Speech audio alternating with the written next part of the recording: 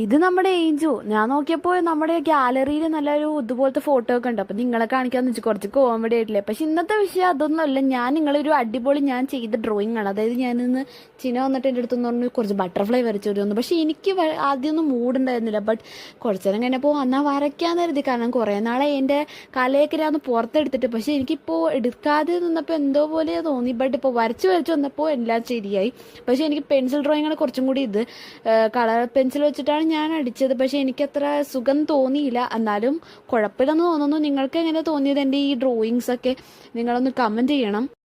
അതുപോലെ തന്നെ നിങ്ങൾ വീട്ടിലിരിക്കുമ്പോൾ എന്തൊക്കെയാണ് ചെയ്യണമെന്ന് കമൻറ്റ് ചെയ്യുക. ഞാൻ വീട്ടിലിരിക്കുമ്പോൾ ഇതൊക്കെ തന്നെയാണ് ചെയ്യുന്നത്. ഡ്രോയിങ്ങും ക്രാഫ്റ്റും ആർട്ട് വർക്ക്സും അങ്ങനെയുള്ള കാര്യങ്ങളൊക്കെ ആയിട്ടാണ് ഞാൻ പോകുന്നത്. പക്ഷേ എനിക്ക് ഇതൊക്കെ ചെയ്താലും ചില സമയത്ത് ഭയങ്കര ബോറടിയാണ് ഫീൽ ചെയ്യുന്നത് സുഹൃത്തുക്കളെ. ആൻഡ് ഇപ്പം ഞാനിപ്പോൾ എൻ്റെ ബട്ടർഫ്ലൈ സൂപ്പറാക്കാൻ നോക്കുന്നുണ്ട്. കളർ അടിച്ചിട്ട് ശരിയാവുന്നുണ്ടോ എന്ന് എനിക്ക് അറിഞ്ഞൂടാ. ചള കുളോയോ എന്ന് എനിക്ക് അറിഞ്ഞൂടാ. നിങ്ങൾ കമൻറ്റ് ചെയ്യണം ഇതെങ്ങനെയുണ്ട്, അല്ലെങ്കിൽ ഇത് കുളോയോ എന്നൊക്കെ കമൻറ്റ് ചെയ്യുക. ആൻഡ് ഞാനിപ്പോൾ ഇതിനകത്ത് ബ്ലൂ, യെല്ലോ, പിങ്ക്, പർപ്പിൾ അങ്ങനെയുള്ള കുറേ കളറൊക്കെ അടിച്ച് കൊടുക്കുന്നുണ്ട്. അതിൻ്റെ ഇടയ്ക്കിട്ട് രണ്ടുപേര് കയറി വന്നിട്ട് A4 ഷീറ്റ് പേപ്പർ കൊടുത്തിട്ട് അവർക്ക് പടം വരക്കണം എന്ന് പറഞ്ഞിട്ട് തുടങ്ങിയിട്ടുണ്ടായിരുന്നു കേട്ടോ.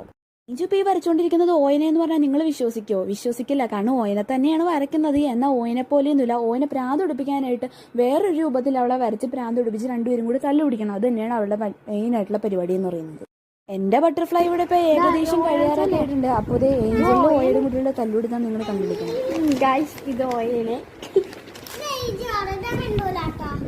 പോരാത്തതിന് ഏഞ്ച് എന്തൊക്കെയോ ശബ്ദം ഉണ്ടാക്കി ഓയനെ ശല്യപ്പെടുത്തണമായിരുന്നു. ഞാൻ വരച്ച പടങ്ങൾ ഇതൊക്കെയാണ്. അപ്പോൾ ഇഷ്ടപ്പെട്ടെങ്കിൽ കമൻറ്റ് ചെയ്യുക. അപ്പോൾ ഓക്കെ, ബൈ.